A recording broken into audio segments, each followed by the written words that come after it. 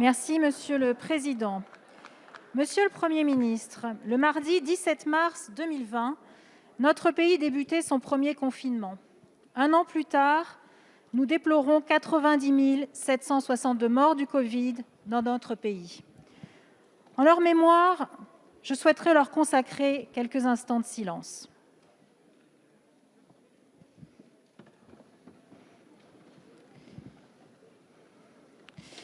Monsieur le Premier ministre,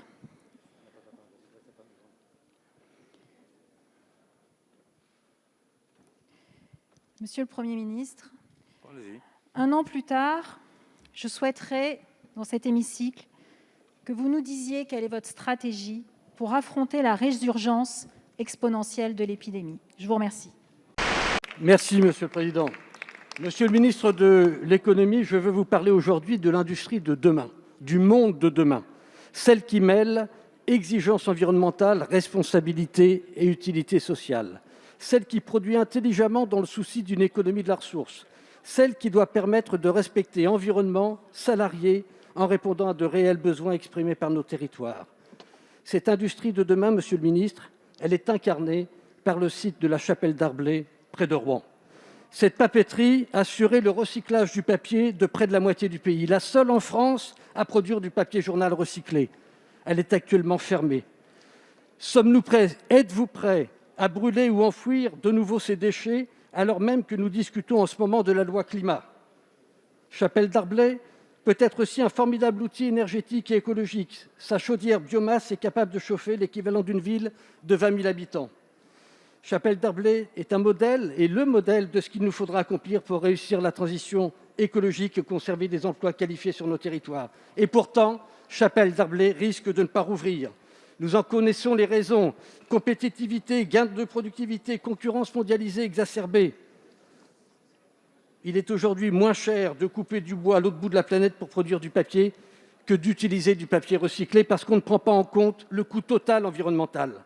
Une autre voie consiste à favoriser les outils industriels vertueux qui sont à la fois respectueux de l'environnement, d'une économie solidaire et qui développent des partenariats avec des entreprises d'insertion. Monsieur le ministre, ma question est simple. Comment comptez-vous répondre à cette mobilisation exemplaire des salariés, des élus, des forces vives du territoire ? Comment comptez-vous faciliter une solution de reprise et sécuriser un futur repreneur ? Comment comptez-vous réellement engager l'État pour notre environnement et notre territoire ? Merci, Monsieur le Président. Monsieur le Premier ministre, la jeunesse de notre pays ne va pas bien du tout. Il y a bien sûr le sort des étudiants, il y a celui des apprentis, mais également le sort de ceux qui demeurent sans formation et sans emploi. Plus de 5 millions de jeunes âgés de 18 à 25 ans et qui feront la France de demain sont privés d'une solidarité nationale qui existe pour toutes les générations suivantes.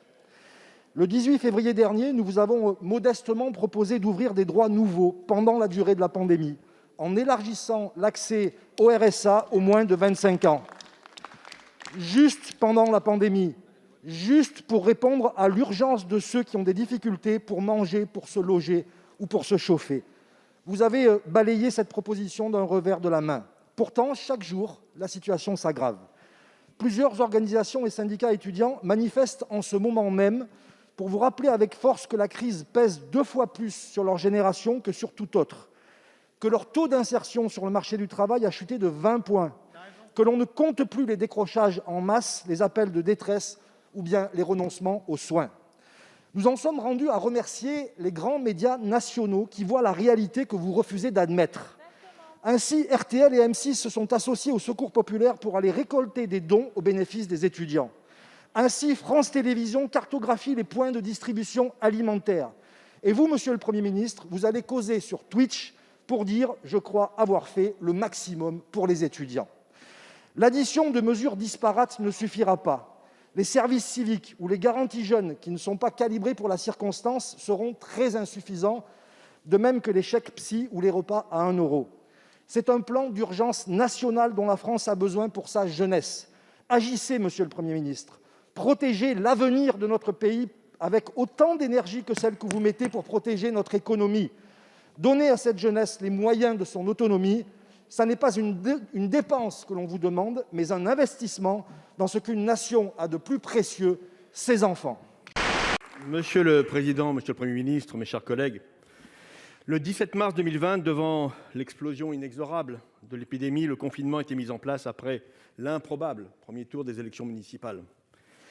Un an après, je commencerai mon propos, comme vous l'avez fait, Monsieur le Président Larcher, par une pensée pour les 91 000 disparus, les millions de malades touchés par la Covid, les innombrables Françaises et Français fragilisés par cette année horribilis.